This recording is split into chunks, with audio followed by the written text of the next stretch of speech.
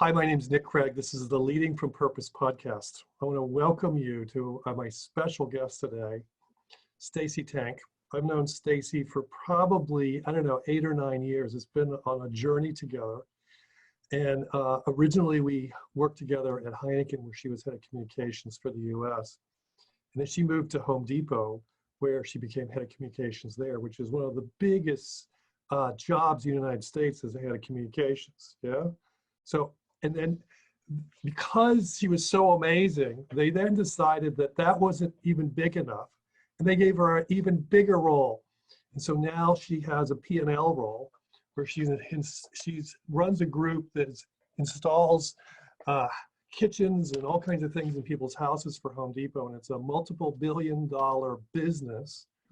And so it is just one of those amazing examples for me of how purpose can show up.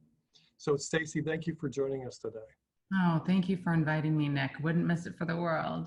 Well, thank you. So let's start out, and I would love for you to share with us your purpose and where that crazy purpose comes from.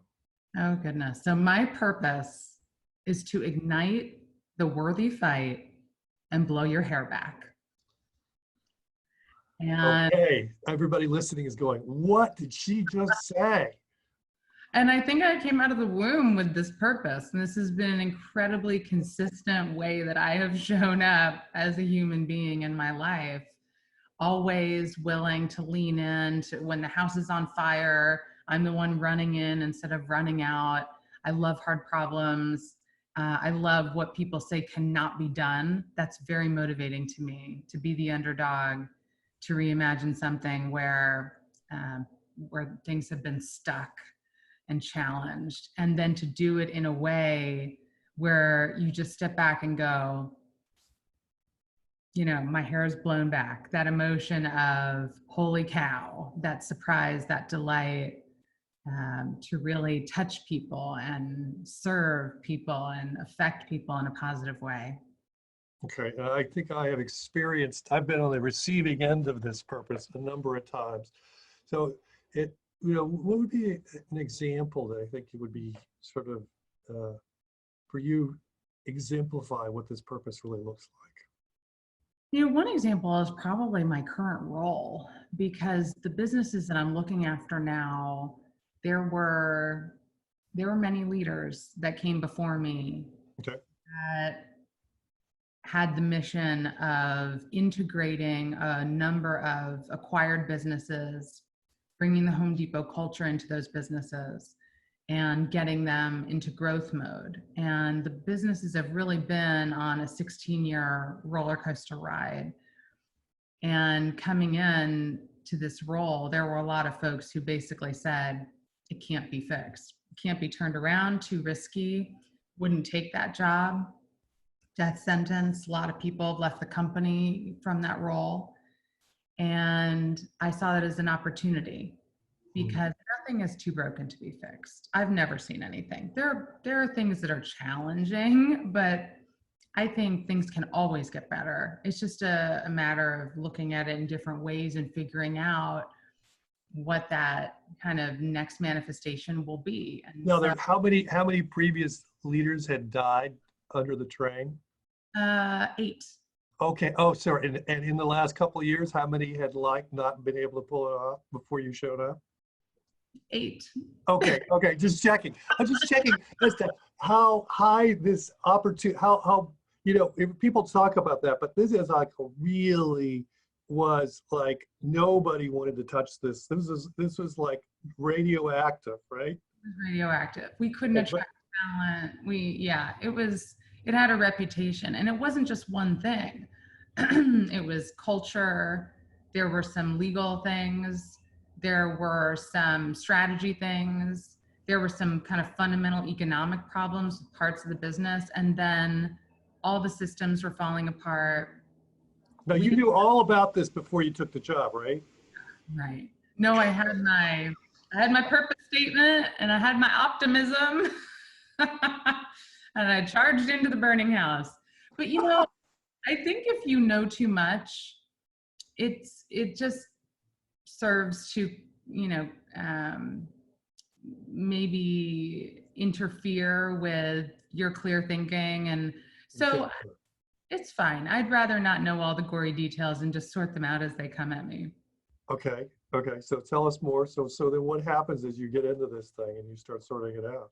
Yeah, so it's that quintessential every rock you pick up, there's something incredibly dire and ugly underneath. And from broken processes to data, I mean, it's boring, but data that hadn't been maintained that's causing all kinds of margin Yep. problems, to lines of business that were deeply unprofitable, to culture problems with people not treating each other the way that we need to be treating our associates, et cetera. So we essentially, I'm a pattern recognizer, and I just love Mm. listening to, especially our frontline associates, the associates who are closest to the customer. So I'm normally today in the pandemic, not traveling, but normally out every single week, very close in customers' homes or with our frontline associates, just listening to Okay. them, asking the questions, and listening to be proven wrong.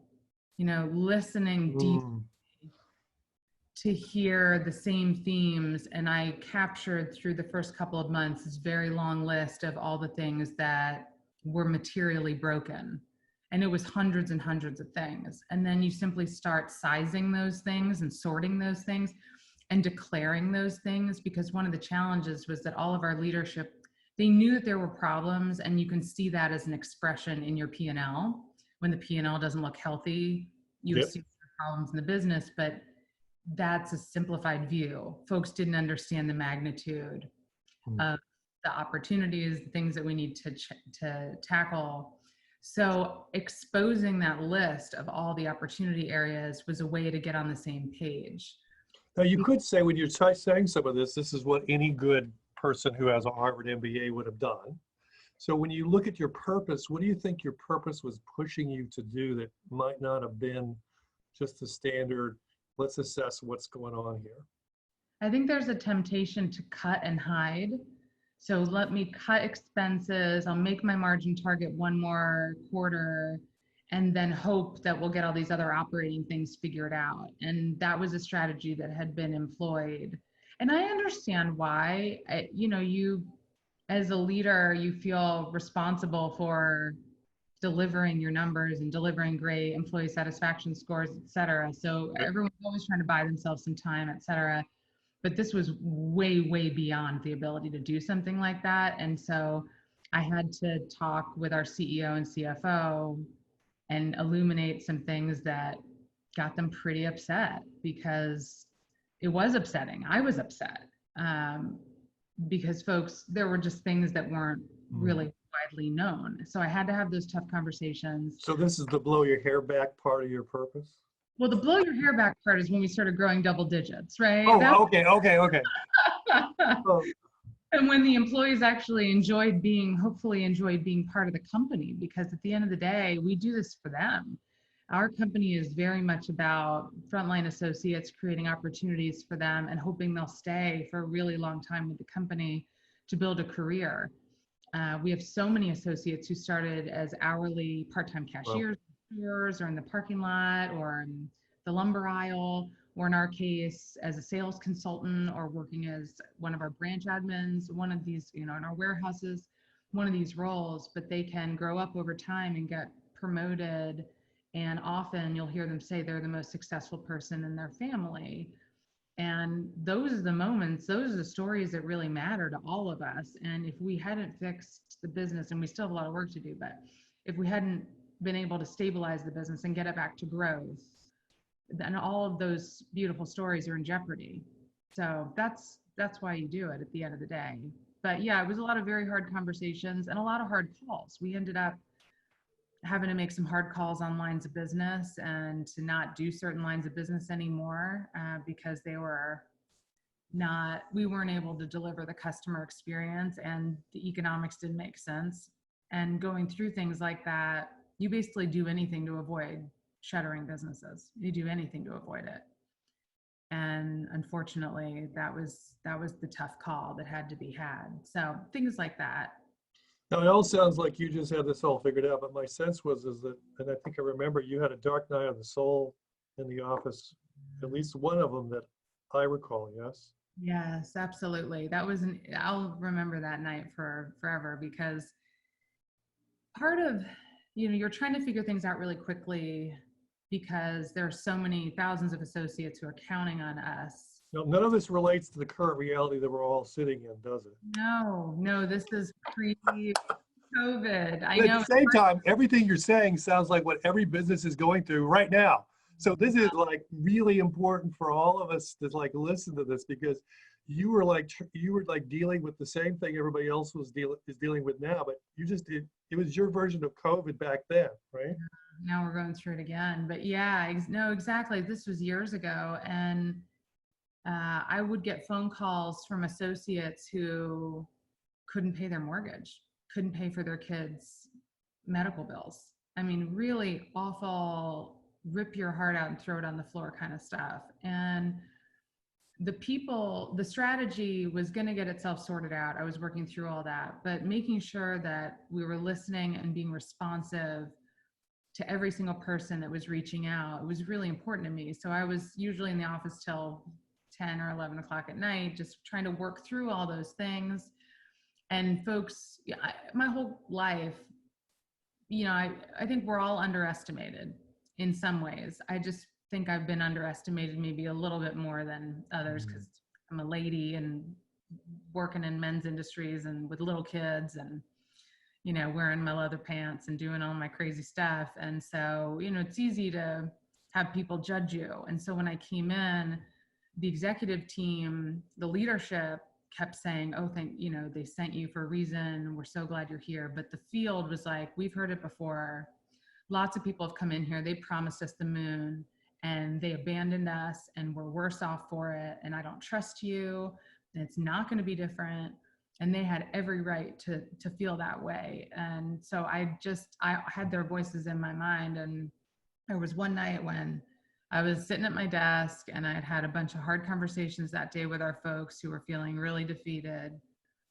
And I was thinking, why am I in this role? Like I feel like I'm not making progress fast enough. Everybody is upset. And I'm having to go upstairs, the CEO and CFO, and tell them things that they're not happy to hear. I don't know if they're not happy with me or they're not happy with these decisions. It's going to be expensive to do some of the things. Of course, they were fabulous. I mean, they totally supported me, and it was not about the money at all. They were just disappointed in some of the things that had happened. But I'm staring out the window at the Atlanta skyline, thinking, "Why am I here? I don't even feel like I'm being effective right now." And as I was staring out at the skyline, I saw this framed gift that my former team had given me after we had gone through purpose with you, Nick. And it had my purpose statement on it. Actually, I have a less appropriate version of my purpose statement, as you know, that has some swear words in it. So I don't advertise that one very often, but that is what it said on there. Yes. And I looked at it and I just said it out loud. And I thought, how have I allowed this doubt to creep into my mind? That is exactly why I am here, to ignite the worthy fight and blow their hair back. I am uniquely positioned to get this done for these people, and I will do it. We will get there. And it was like someone gave me a shot in the arm and lit me back up, and back in I went. And that's what purpose does for you. You always say, to wake people up and have them realize that they're home. I mean, that is exactly what purpose has done for me. Interesting. And the business went from negative to double-digit growth, yes? Became one of the most successful businesses within the portfolio. I'm so grateful and fulfilled by this entire journey. And the cool thing is I really feel like we did it together. We did it with all of our thousands of people. We all put our fingerprints on it because we co-created it together. I always say the field has all the answers. They do have all the answers. We just have to listen to them. And so everyone in the business has they get the credit for what we've done together with this turnaround. It literally took every single one of us.